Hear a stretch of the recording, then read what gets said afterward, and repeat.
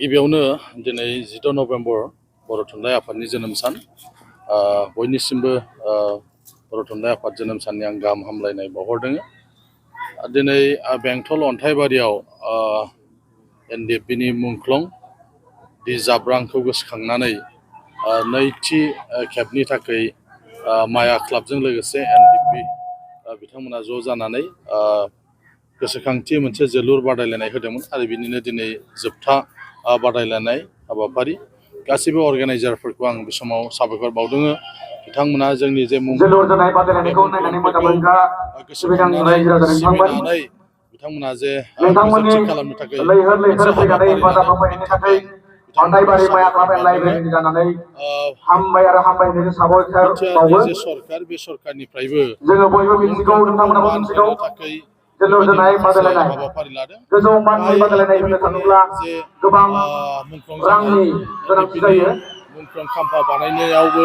दानि सरकारा मदद गोबां खालामदों रांनि गोनांथि आरो जायो जों एनडिएफबिआ बयखौबो जे बयबो गोलावथार मिथिगौ समाव आरो बे सोमावसारलांबाय गोबां बे रांनि गोनांथि सोमावसारनायनि जे जानायखौ जारिमिन बे जारिमिनखौ मदद जुदि होनानै सोरबा सुजुयोब्ला सुफुंनाय आफादा गोबां जुदि सुजुयोबा अब्ला मानगोनां सरकारनिफ्रायबो आलासिफोर मदद दङ। खालामगोन। बे बाथ्राखौ जोंनि बिटिआरनि चिफ मानगोनां प्रमद बर' बिथांमोननि बिथाङा गेजेरावनो दङ फोरमायबाय थादों। बेनिखायनो मानगोनां बे खामानिखौबो जोङो ससियेल थाबैनो वार्कार मावनानै लानांगौ जाहाथे जिसया गोदानथि चौधुरामारि जेनेरेसन बे जेनेरेसना बेजों लोगोसे दङ एनडिएफबिफोरनि जे मुभमेन्ट मानगोनां बे मुभमेन्टनि बागै ब्रिटेन जेन इस्लारि बिथांमोना आबुङै मिथिनायनि मोनसे बेजों खाबु लोगोसे मोनो दङ आरो एनडिएफबिनि मानगोनां जानानै जायफ्रा सोमावसारलांबाय आरो जायफ्रा मुंख्लं जालांबाय सार बिथांमोनखौ भिडिअ गोजोनथि खालामनो कुमुद थाखाय चन्द्र नार्जारि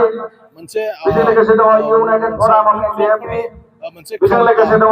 रज जेराव राज गासैबो एबा एनडिएफबिफोरनि बिरिमिनलां